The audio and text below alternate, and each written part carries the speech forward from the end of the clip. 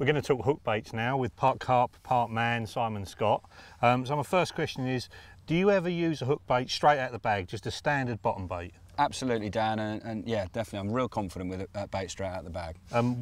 What sort of situation would you use it in? If I was fishing over clean gravel, I want to bait hard on the bottom. Right. But you know, in silty lakes, a lot of the lakes I started my carp fishing on were very silty, and I'd use bait straight out of the bag and caught plenty of fish. Right, okay. Now I noticed on here that you've been using quite a few tiger nuts as hook baits, and I noticed I've seen you in the edge, like dropping them in and seeing how slowly they sink. Now you're obviously doing something to them. Yeah, that's right, Dan. As you say, I'm a massive fan of tigers, and I like my hook baits to sink steadily. I don't want them to be critically balanced. I don't want them fluttering about. If a fish comes in, I don't want it wafting the bait off the bottom, but I want to be able to take the weight of the hook out and make it very easy for the fish to suck it up off the bed of the lake. So how is the hook sitting then? Is it flat on the bottom? Is it sitting up?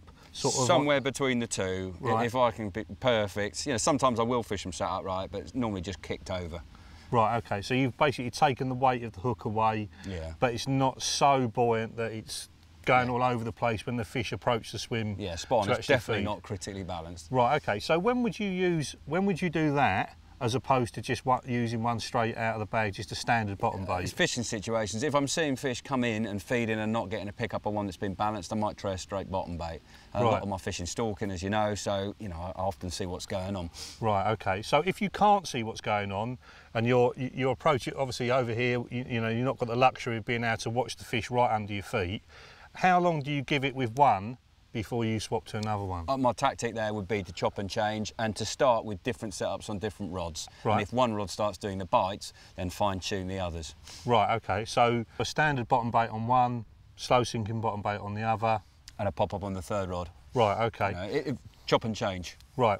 So with boilies, if you want to critically balance a boilie, how do you do that? Well, unfortunately, the range I use, there is a fish meal in that range that is done with a cork dust mixed through it, so you can buy critically balanced hook baits. So little tiny bits of cork that actually rolled into the paste, so it's got like a rough sort of texture, isn't it? Yeah, and they just slowly sink, and then you add the hook, and you've got you know slow sinking hook bait. Right, okay. Now I've been doing that with my own paste and putting the cork dust into it, and it's actually you can keep moulding it in, dropping the whole lump in a thing of water, and you can see how easily it floats to the surface, and you want it so it's just coming up to the surface, and then you know it's going to be. Yeah, by the time you've added the hook to that, you've got a nice steady sink on it, but it's not, the weight of the hook's taken out of the equation, isn't it? Right, okay. So in percentage terms, what percentage of fish do you think you've caught on slow sinking bottom baits as opposed to standard bottom baits? Oh God, that's a tricky question. Yeah, half and half, I suppose. Half and half. Through my carp fishing, yeah. Right, okay. And I take it you try both on the same venue and then just see which one works. Yeah. Oh, and the one thing, a good point at this stage to say, Dan, is that the fish's mood will change day to day. So what might work well one day might not work the next. So don't be afraid to change. If you've caught fish on pop-ups, then don't be afraid to try a bottom bait to see. Right, okay. And what about the old faithful snowman? A lot of fish get caught on snowman. Is that something you use? Oh yeah, loads and loads. I'm a great fan of that. So standard bottom bait and then a cut down pop up on the top, and I'll trim it down again to get that slow sink effect. Right, okay. So when I do mine, I cut a little bit off of each bait so they sort of join together a little bit nicer. Is that something you do as well? Yeah, do that. Yeah, sort of sandwich the two halves together, trim them down. Right. And what about colour? Does colour of hook bait make a difference, do you think? Definitely, yeah. And I think you know there's situations where you want your bottom baits to blend in, you know, hook baits to blend in with the bottom baits. So what is that situation? So people. Well, again, the mood of the fish on the day. Right. In the springtime, the fish are coming out of the cold water. Their eyesight deteriorates in cold water, so giving them a little bit of a target, a little bit of yellow on top of the boilie, it can be a great edge. Right. The flip side is at this time of the year, the fish have been pressured all summer long.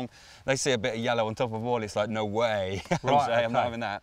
Right, now that's really interesting, that, because I've found that on the places I've fished, the bright ones have worked really well in the spring, but come the summer, it's not as easy to get a bite on a bright one, and you want a food bait, if you like, something similar to what you're feeding, and you get a lot more bites on that. Yeah, definitely.